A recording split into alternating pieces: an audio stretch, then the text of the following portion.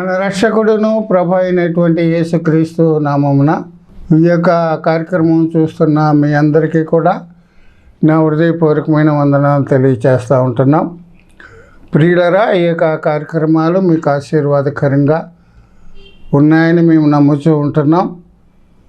మీలో చాలామంది చేస్తున్న ఫోన్స్ని బట్టి మేము ఎంతగానో బలపరచబడుతున్నాం, ప్రోత్సహించబడుతున్నాం. కనుక ఈ యొక్క కార్యక్రమాల కోసం మీరు ప్రార్థన చేయండి. వ్యక్తిగతంగా మేము సువార్త అందించలేకపోయినప్పటికి కూడా ఈ టీవీ మాధ్యమం ద్వారా అనేక మందికి సువార్త అందించాలి, అనేక మందిని దేవుని తట్టు నడిపించాలని ఒక ఆలోచనతో ప్రారంభించిన ఈ యొక్క కార్యక్రమాలు ప్రభు చిత్తమైతే ప్రభు రాకడ వరకు కూడా కొనసాగించాలని మేము ఆశపడుతూ ఉంటున్నాం. మీరు ప్రార్థన చేయండి. మీ అందరి కోసం కూడా మేము ప్రార్థన చేస్తున్నాం. మరి మా కోసం, మా పరిచర్యల కోసం మీరు ప్రార్థన చేయండి. అలాగే ప్రియులరా, మీ ప్రార్థన అవసరతలు ఏమైనా ఉన్నట్లయితే స్క్రీన్ మీద మా ఫోన్ నెంబర్ కనిపిస్తుంది. ఆ నెంబర్కి మీరు ఫోన్ చేస్తే మీకోసం మేము ప్రార్థించగలుగుతాం. ప్రార్థన చేసి ఈ కార్యక్రమాన్ని ప్రారంభించుకుందాం. జీవం కలిగిన మా పరలోక తండ్రి, నమ్మదగిన దేవా, పరిశుద్ధుడా, నీ పరిశుద్ధ నామన స్తోత్రాలు.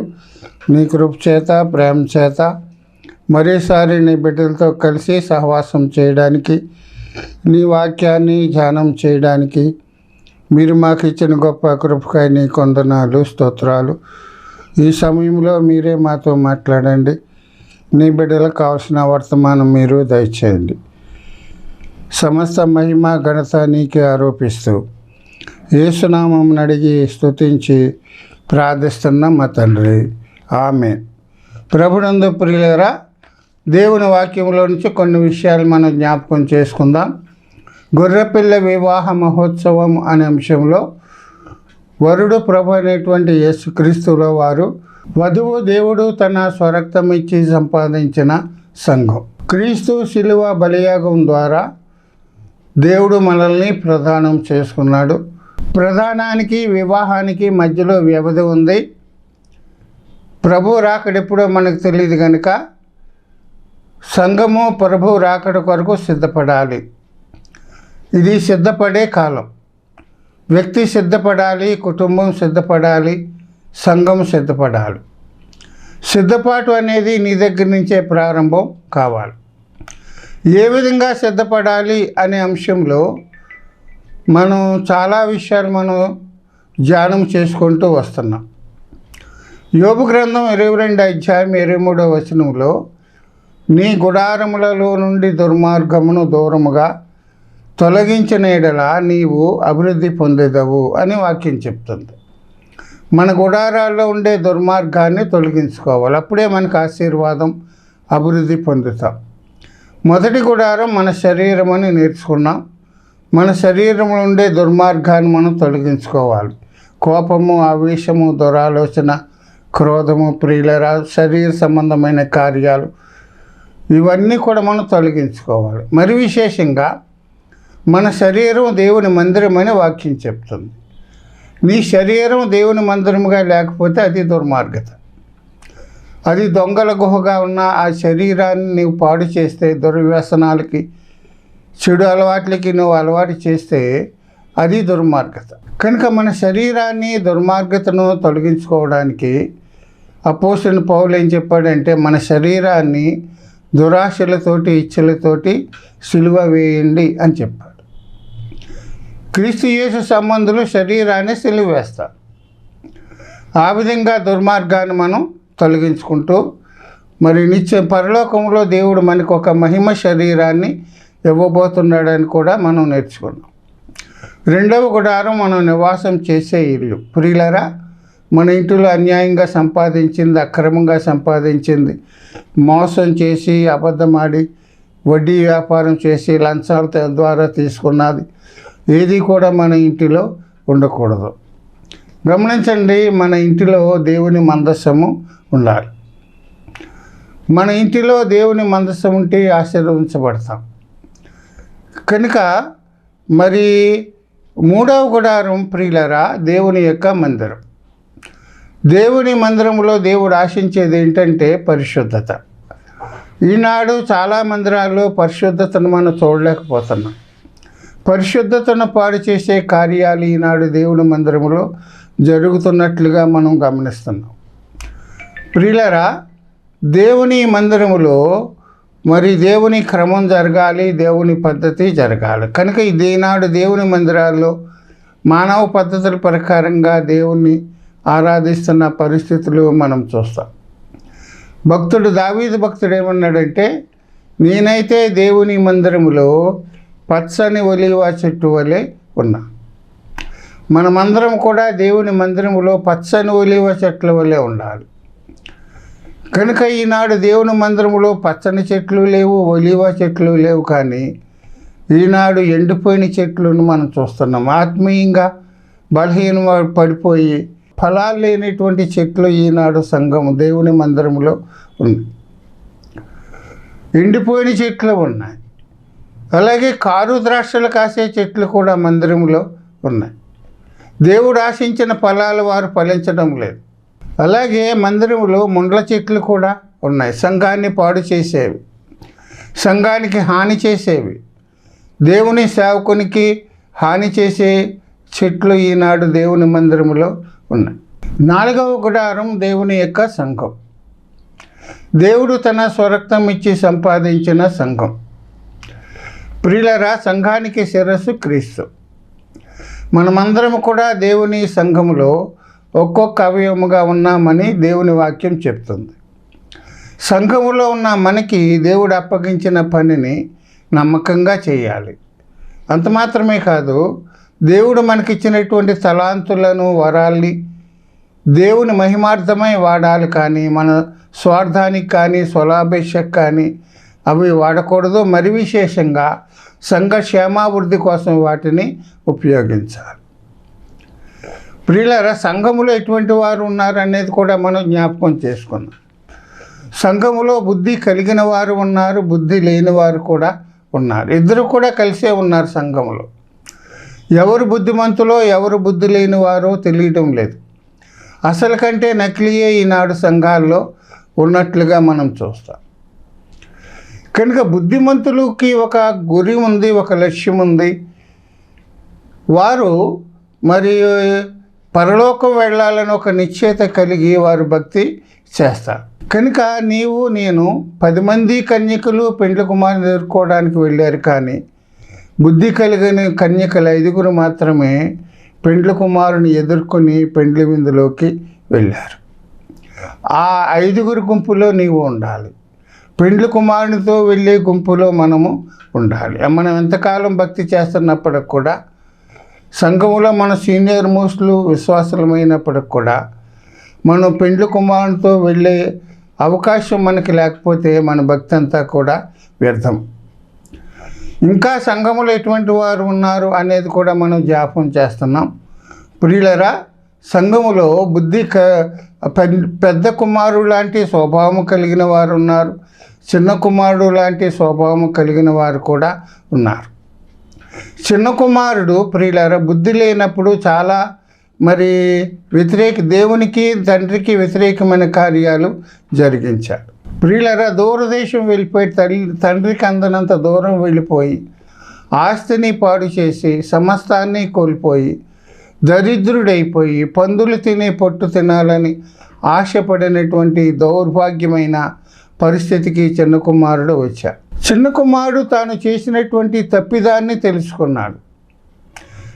తనకు కలిగినటువంటి ఆకలి అతని జీవితంలో చేసిన తప్పును బయట పెట్టడానికి, ఒప్పుకోవడానికి ఆ యొక్క ఆకలి వాణిని ప్రేరేపించింది. దెబ్బ తగిలినప్పుడే మనకి దేవుడు గుర్తొస్తాడు. దెబ్బ తగిలినప్పుడు దేవుడు కానీ మనుషులు కానీ ఎవరు కూడా గుర్తురారు మనకి. ఆకలి ఎప్పుడైతే అతనికి కలిగిందో, తాను చేసిన తప్పిదాన్ని తెలుసుకొని, నా తండ్రి ఇంట దాసులు మంచి భోజనం చేస్తున్నారు, ఈనాడు నాకు ఈ పరిస్థితి ఏంటని తాను చేసిన తప్పిదాన్ని తెలుసుకుని వెంటనే తండ్రి దగ్గరికి బయలుదేరి వచ్చినట్లుగా మనం చూస్తూ ఉంటున్నాం. కనుక చిన్న కుమారుడు తన తప్పిదాన్ని తెలుసుకొని తండ్రి దగ్గరికి వచ్చాడు.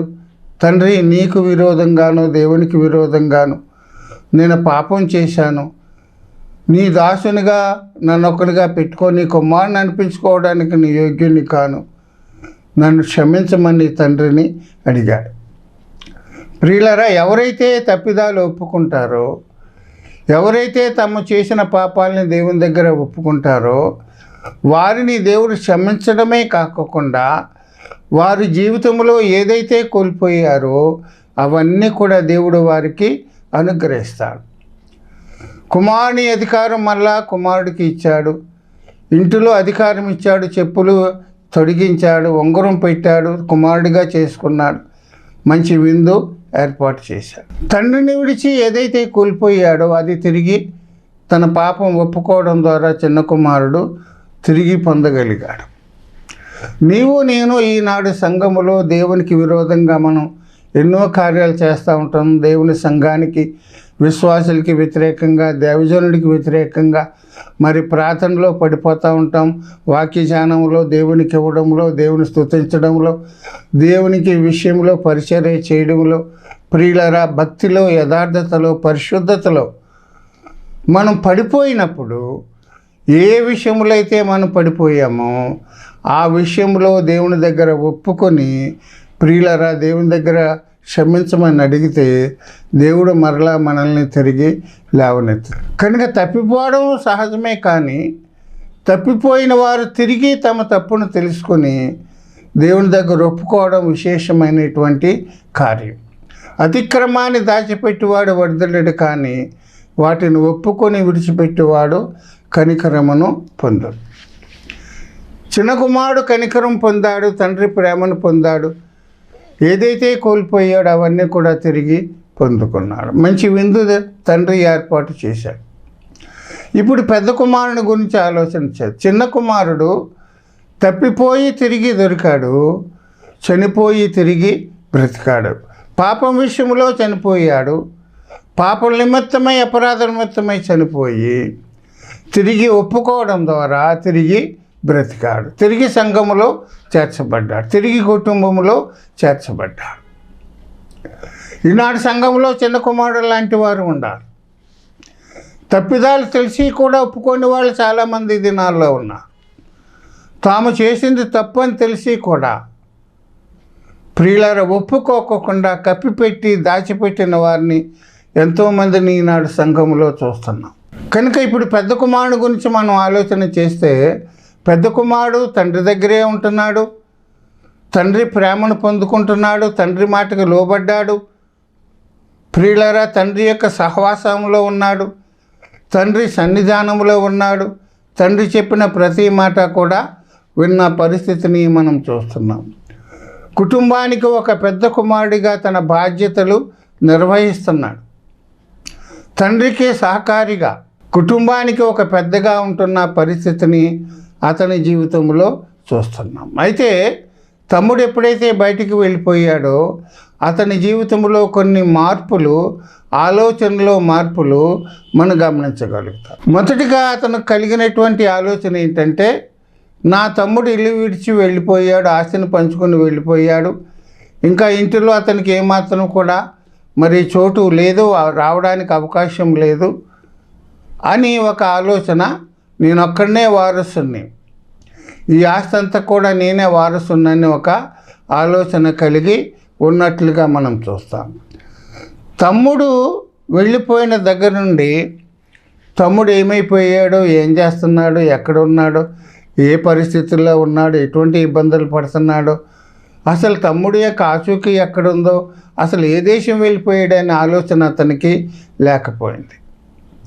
తమ్ముని గురించిన ఆలోచన అతనికి లేదు. తమ్ముని గురించినటువంటి చింత అతనికి లేదు.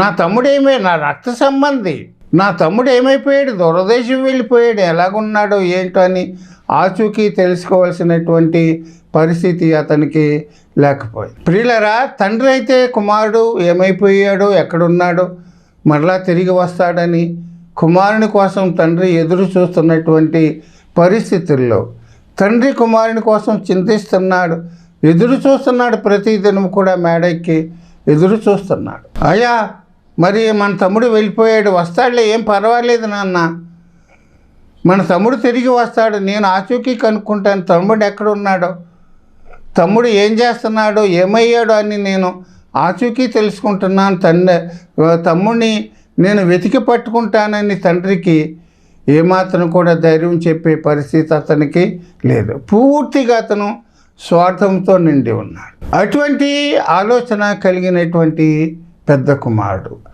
తండ్రితో ఉన్నాడు, తండ్రితో సహవాసం చేస్తున్నాడు, తండ్రి ప్రేమను పంచుకున్నాడు, తండ్రి మాట వింటున్నాడు, కానీ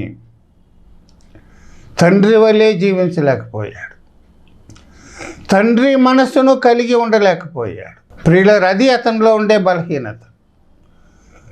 కనుక తన తండ్రికి ఉన్నటువంటి మనసు అతనికి లేకపోయింది. తప్పిపోయినటువంటి కుమారుడు తిరిగి వచ్చినప్పుడు తండ్రి అతని మెడ మీద పడి ముద్దు పెట్టుకున్నాడు, తిరిగి తన ఇంటిలోకి తీసుకొని వచ్చాడు. చిన్న కుమారుని కోసం తండ్రి ఇల్లు వదిలి బయటికి వచ్చాడు. పెద్ద కుమారుని కోసం కూడా అదే చేశాడు. పెద్ద కుమారుడు కూడా ఇంటిలోకి వెళ్ళనొల్లక, కోపపడి ఇంటిలోకి వెళ్ళనొల్లక బయటే ఉన్నాడు. పెద్ద కుమారుని కోసం కూడా తండ్రి ఇంటి వెలుపలికి వచ్చాడు. చిన్న కుమారుడు ఇంటి వెలుపల ఉన్నాడు, పెద్ద కుమారుడు ఇంటి వెలుపల ఉన్నాడు. ఇద్దరి కోసం కూడా తండ్రి ఇల్లు విడిచి బయటికి వచ్చాడు. బయట ఉన్న వారిద్దరిని కూడా తండ్రి ఇంటిలోకి తీసుకుని వచ్చాడు. ప్రియులరా, ఈనాడు దేవుడు కూడా అదే చేశాడు. ఈనాడు నీవు నేను పాపముల చేత, అపరాధముల చేత చచ్చిన వారమై ఉండగా, గవిని వెలుపల ఉండవలసిన వారిని, మనల్ని దేవుడు ఏం చేశాడంటే తాను బయటికి వచ్చి, గవిని వెలుపలికి వచ్చి, మనల్ని మన కోసం ఆయన మరణించి తిరిగి గవిని లోపలికి తీసుకొని వచ్చాడు. చనిపోతున్న వాడిని, విధవరాలు కుమారుణ్ణి చనిపోయినప్పుడు గవిని వెలుపలికి తీసుకుని వెళ్ళాడు. లోపల బయట నుంచి యేసయ్య లోపలికి వస్తున్నాడు. వెలుపల ఉండవలసిన వాడిని దేవుడు కనికరించి ప్రేమించి ఆ చిన్న కుమారుణ్ణి బ్రతికించి తిరిగి తన తల్లికి అప్పగించినట్లుగా యేసయ్య కూడా ఎబ్రీ పత్రికలో పౌలు చక్కని మాట రాశాడు. నీవు నేను తిరిగి రక్షించబడాలని యేసయ్య గవిని వెలుపట శ్రమ పొందాను. గవిని వెలుపల ఉండవలసిన వారిని మనల్ని దేవుడు ఆయన గవిని పరలోకాన్ని వదిలిపెట్టి, తన స్థానాన్ని వదిలిపెట్టి, మన కోసం సిలువ వేదన భరించి తిరిగి ఏదైనా తోటలోకి మనల్ని నడిపించాడు. కనుక ఇప్పుడు పెద్ద కుమారుడికి ఉండే ఆలోచన ఏంటంటే ప్రియులారా, తండ్రి అయితే చిన్న కుమారుని చేర్చుకున్నాడు, క్షమించాడు, చేర్చుకుని ఇంటిలోకి నడిపించాడు. పెద్ద కుమారుడు ప్రియులారా, అతనికి ఉండే బలహీనత, తండ్రి ఇంటిలో ఉంటున్నాడు కానీ తండ్రి వలె జీవించలేకపోయాడు. చూడండి, ఏదైనా తోటలో కూడా ఆదాము ప్రియులారా, తండ్రి దేవుని సారూప్యము కలిగినవాడు, దేవుని పోలిక కలిగినవాడు, దేవుని మహిమ కలిగినవాడు, దేవునితో సహవాసం చేసినవాడు, దేవునితో ప్రతిదినం కూడా మాట్లాడుతున్నటువంటి ఆదాము దేవుని వలె ఉండలేకపోయాడు, దేవుని వలె పరిశుద్ధతను కాపాడుకోలేకపోయాడు. ప్రియులర, శోధన జయించలేకపోయాడు. పాపములో పడిపోయి తన స్థితిని కోల్పోయినట్లుగా దేవుని వలె ఏదేను తోటలో ఆదాము దేవుని వలె జీవించలేకపోయాడు, దేవుని మనసు కలిగి ఉండలేకపోయాడు. కనుక అటువంటి పరిస్థితుల్లో దేవుడు ఆదామును ప్రియులారా అతని కోసం రక్తం చిందించి తిరిగి అతనికి పాప క్షమాపణ ఇచ్చినట్లుగా మనం చూస్తాం. ఈనాడు సంఘములో కూడా ప్రియులారా పెద్ద కుమారుడు తన తండ్రి చేర్చుకున్నట్లుగా తన తండ్రి సంతోషంలో పాల్పొందలేకపోయాడు. తిరిగి వచ్చాడనే ఆనందాన్ని, సంతోషాన్ని అతను అనుభవించలేకపోయాడు. చిన్న కుమారుడి మీద ద్వేషం ఉంది, పగ ఉంది, ఈర్ష్య కలిగి ఉన్నాడు. ప్రియులరా, ఆస్తిని కోల్పోయాడు. చిన్న కుమారుడు ఆస్తిని కోల్పోయాడు, అధికారాన్ని కోల్పోయాడు, అందాన్ని కోల్పోయాడు, ఆరోగ్యాన్ని కోల్పోయాడు. భ్రష్టుడైపోయి తిరిగి వచ్చినటువంటి తమ్ముని మీద జాలి లేకుండా, ప్రేమ లేకుండా, కనికరం లేకుండా ఉన్న పరిస్థితిని పెద్ద కుమారుని జీవితంలో మనం చూస్తాం. మరలా ఆస్తిలో మళ్ళీ బాగా అడుగుతాడేమో, ఒకసారి పట్టుకెళ్ళిపోయాడు. మరలా ఆస్తిలో మళ్ళీ భాగానికి వచ్చాడేమో, మళ్ళీ ఆస్తి ఇవ్వాలేమని ఒక రకమైనటువంటి స్వార్థము అతనిలో ఉన్నట్లుగా మనం చూస్తూ ఉంటున్నాం. ప్రియులరా, తప్పు చేసినటువంటి తమ్ముడు తిరిగి తప్పును తెలుసుకొని తండ్రి దగ్గర క్షమాపణ అడిగి తండ్రి క్షమించినప్పుడు పెద్ద కుమారుడు చిన్న కుమారుణ్ణి తండ్రి క్షమించినట్లుగా పెద్ద కుమారుడు తమ్ముణ్ణి క్షమించలేకపోయాడు, తమ్ముణ్ణి ప్రేమించలేకపోయాడు. గమనించండి ప్రియులారా, ఈనాడు సంఘములో పెద్ద కుమారుడు లాంటి వారు కూడా ఉన్నారు. తోటి విశ్వాసుల మీద ఈర్ష్య ద్వేషము కలిగి వారు ఏదైనా తప్పు చేసినప్పుడు ఆ తప్పును ఎలాబరేట్ చేసే పరిస్థితే కానీ, ఆ తప్పును 10 మందికి చెప్పే విధానంలోనే ఉంటున్నారు కానీ సహోదర ప్రేమ వారిలో లేదు. వాక్యం ఏం చెప్తుందంటే, ప్రేమ అనేకమైన దోషములను కప్పడు. నీ సహోదరుడు తప్పు చేస్తే, నీ తోటి విశ్వాసి తప్పు చేస్తే ప్రేమ కలిగి ఆ తప్పిదాన్ని నువ్వు క్షమించగలుగుతున్నావా? ఇంకా అతని మీద ద్వేషం కలిగి ప్రేమ లేకుండా మనం ఉంటున్నామా? పెద్ద కుమారుని వల్లే ఇంకా క్షమించలేకపోతున్నాం పొరుగు వారిని, తప్పు చేసిన వారిని మనం గమనిస్తూ ఉండాలి. ప్రియులరా, పెద్ద కుమారుడికి చిన్న కుమారుడికి ఉండే తేడా ఏంటంటే, ఇద్దరు కూడా ఒకే ఇంటిలో ఉన్నారు, ఒకే తండ్రి సహవాసములో ఉన్నారు, ఒకే తండ్రి పెంపకములో పెరిగారు. కానీ చిన్న కుమారుడు ఇంటి నుండి బయటికి వెళ్ళి తప్పిపోయాడు.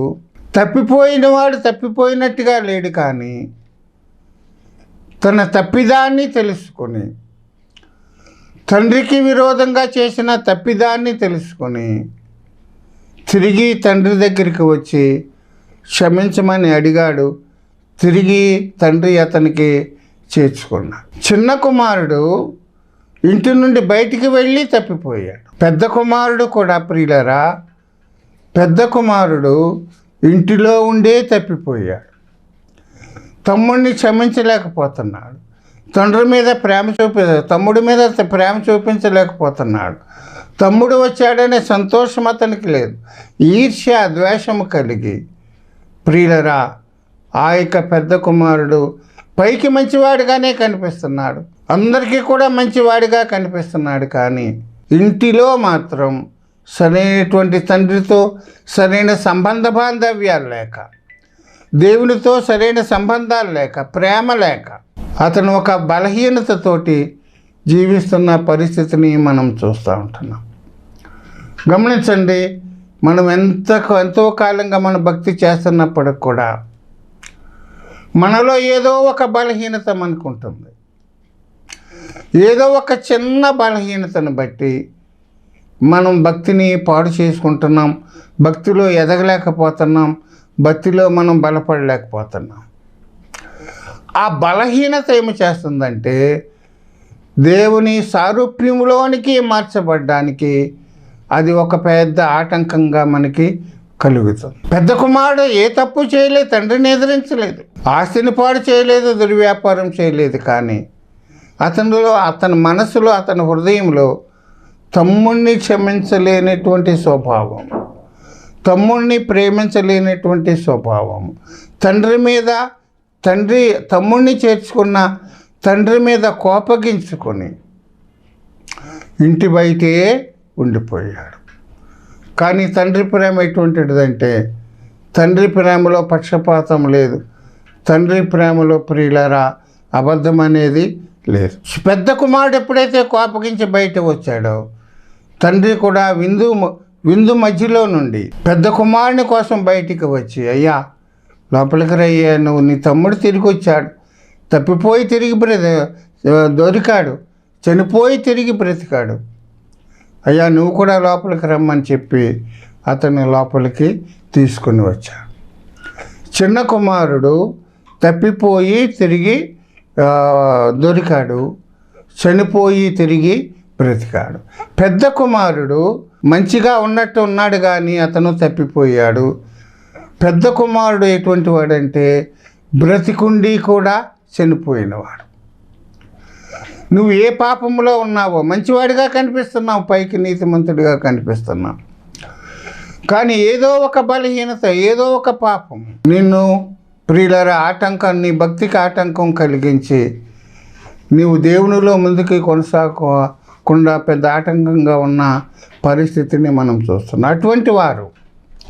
అటువంటి వారు ఎవరంటే బ్రతికుండి కూడా చనిపోయినవారు. బ్రతికున్న శవాలు ఈనాడు సంఘములో ఉన్నాయి. తప్పును ఒప్పుకోకుండా, తప్పని తెలిసి కూడా కోపంతో, ఈర్ష్యతోటి, ద్వేషంతో, పగతోటి, విశ్వాసుల మీద, దైవజనుల మీద పగతోటి, ఈర్ష్య, క్షమించలేని పరిస్థితి ఈనాడు సంఘములో ఉన్న పరిస్థితిని మనం చూస్తున్నాం. గమనించండి, ఈ మాటలు వింటున్నా నీవు పెద్ద కుమారుని వలె సంఘములో ఉన్నావా, చిన్న కుమారుని వలె సంఘములో ఉన్నావా? నువ్వు ఎటువంటి కుమారుడిగా దేవునికి నువ్వు జీవిస్తున్నావు? దేవుని కుమారులుగా దేవుడు మనల్ని చేశాడు, తన రక్తం ఇచ్చే. కనుక దేవుని కుమారులమని చెప్పుకుంటున్నాం. మనము పెద్ద కుమారుని వలె మనం ఉంటున్నామా, చిన్న కుమారుని వలె మనం ఉంటున్నామా? చిన్న కుమారుడు తన తప్పు తెలుసుకొని తండ్రి దగ్గరికి వచ్చి ఒప్పుకున్నాడు. తండ్రి క్షమించాడు, ప్రేమించాడు, తిరిగి తన గృహం ఇంటిలోకి చేర్చుకున్నాడు. పెద్ద కుమారుడు మంచివాడే కానీ అతనిలో క్షమించలేని గుణం ఉంది. నీ శత్రువులను ప్రేమిస్తున్నావా, నీ విరోధులను ప్రేమిస్తున్నావా, నీకు హాని చేసిన వారిని, నీకు కీడు చేసిన వారిని, నిన్ను ఇబ్బంది పెట్టిన వారిని నీవు క్షమించగలుగుతున్నావా? భక్తి చేస్తున్నాము కానీ మనలో క్షమించే గుణము లేకపోతుంది. వాక్యం ఏం చెప్తుందంటే, నేను మిమ్మల్ని క్షమించిన ప్రకారంగా మీరును ఒకరినొకడు క్షమించండి. మీ పొరుగువారిని మీరు క్షమించకపోతే, మీ పొరుగువాని అపరాధం మీరు క్షమించకపోతే నేను కూడా మిమ్మల్ని క్షమించనంటున్నాను. కనుక ప్రియులరా, పెద్ద కుమారుడులో ఒక బలహీనత ఉంది.